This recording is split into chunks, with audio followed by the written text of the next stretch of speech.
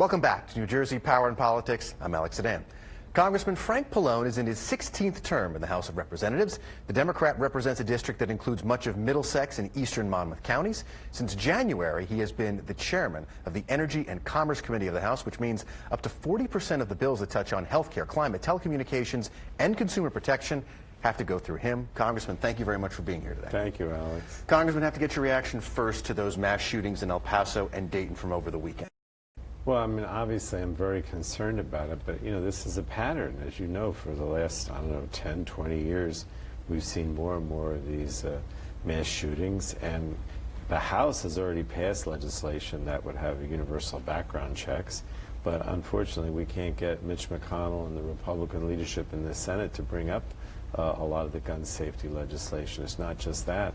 And until they're willing to, you know, this is going to continue and may very well get worse. So I mean, this is a very partisan issue in the sense that the Republican leadership in the Senate is very beholden to the NRA and doesn't want to move the gun safety bills. But on Friday, we're hearing President Trump maybe express some support for universal background checks. Do you have faith that the president is going to go through with that? None whatsoever. Why? Because he's, you know, he's basically shills for the NRA, and so does McConnell and the Republican leadership. And I'd be shocked if they actually did anything. I mean, they at one point they talked about giving police the ability to seize guns of people that, you know, were suspect. And I mean, I can see that maybe they would do something like that, but the universal background check is so much opposed by the NRA that I'd be shocked. But I would love to see it. We'll see. So the shooter in El Paso has this manifesto that's been talked about a lot, this anti-Hispanic fervor, real white nationalist, white supremacist stuff. There have been some of your colleagues, including Senator Booker, have drawn a line between President Trump's rhetoric and that shooter. Do you? Absolutely. I mean, I agree with what Senator Booker said. I mean, you can't go out there every day and tell the American public that, you know, everybody's coming over the border is a criminal and, you know, basically deface the Latino community, and then suggest that somehow, you know, it's not fault. It is. You know, he gives the impression that anyone who's Latino is somehow a criminal. I mean, that's the mantra. And I think that is, there's no surprise that, you know, this mass shooter, you know, would start using that kind of terminology and targeting people who are Latino. And we're going to go to what the president said on Monday during his speech from the White House. This is what President Trump said in reaction to the El Paso shootings and specifically the hate motive. In one voice, our nation must condemn racism, bigotry, and white supremacy. We have asked the FBI to identify all further resources they need to investigate and disrupt hate crimes and domestic terrorism. So Democrats have wanted the president to rebuke these white supremacist aspects, and he did that. He did that on Monday. Look, it's very nice. It's certainly progress, right?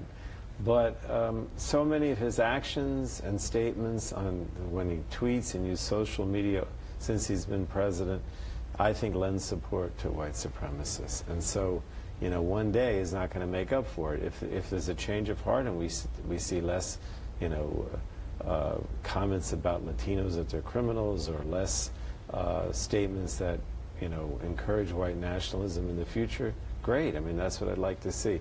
You know, Alex, I never want to be the pessimist that says that people can't change, and, you know, certainly the president can change, but, you know, one day is not going to do the trick. All right, I want to move on to the Green New Deal and your 100 for 50 plan. Do you believe that Alexandria Ocasio-Cortez's Green New Deal is unrealistic and it's not going to happen? It is. I mean, the bottom line is that to say that you're going to be 100% carbon neutral by 2030 is just not, I mean, first of all, the political will isn't there. It's hard to get any kind of progress climate change with the Republican majority in the Senate and with the president, because they don't even recognize that it exists. But I think that if we set a goal of 2050, which is what the 2050 goal is basically what most scientists say you have to accomplish to become carbon neutral in order to avoid a catastrophic event, right? And it's the goal that most of the countries that adhere to the Paris Agreement have. So Western Europe, France, Italy, Germany, Japan, this is the goal. And I think that that's possible. That doesn't mean that we couldn't have a goal at 2030 for less than that. But the main thing that we're trying to do is not only that we announce this 100 by 50, but we're putting together legislation in my committee, that is the Committee of Jurisdiction for Climate Change, that we started to have hearings in July, and we're going to have hearings in the fall, with the goal that by November or December, we will have a piece of legislation that meets the 2050 goal, and that we would try to get a consensus in Congress to move that legislation. But up until that point, are you going to rule out having the Green New Deal or even Medicare for All before your committee because you're worried it'll turn into a partisan sideshow? Well, the problem is this. I mean, for example, we already have, in July, we already passed a energy efficiency package, right?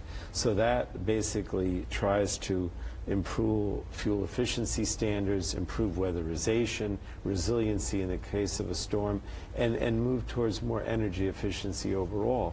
So there are things that we're already doing to try to eliminate and cut back on greenhouse gases.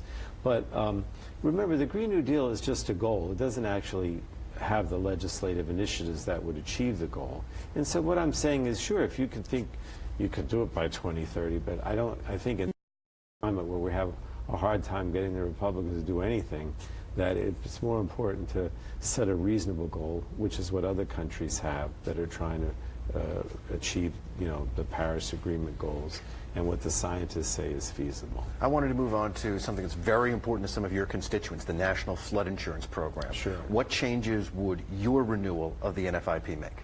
Well, in the aftermath of Sandy, Alex, we had all kinds of problems with the National Flood Insurance Program. Like, you had engineers that were filing false reports. You had, the claims process that was very bureaucratic and hard for people to get any kind of compensation. So basically, my legislation and what we're trying to get passed in the House and the Senate would, streamline this claims process. So you don't, if there's an insurance company or engineer that are committing fraud, you just fire them, right? And then you go after them. You extend the statute of limitations to go after them. But it's also having a cap on the amount of that the insurance premium can go up. Right now it's like 25%. We want to reduce it to less than 10. And we also want to limit the profits of the insurance companies, so they're not. Why would you want to do that? Why would you want to limit their profits? Well, because if you look at it, basically what happened after Sandy is that they were paying out very little money, and they were still making a lot of profit on the premiums. But in addition to that, we want to have better maps, because a lot of the maps that were used were not accurate. And we want to have mitigation so that the program can be used to give grants to homeowners and businesses to make their property more resilient and so less likely to be damaged in a future storm. Basically took the lessons, Alex, of what happened in Sandy and try to implement them as the law, to change the law and reform the law. All right, learning the lessons of Hurricane Sandy. Exactly. Very important for your district, Congressman. Congressman Frank Pallone, thanks very much for being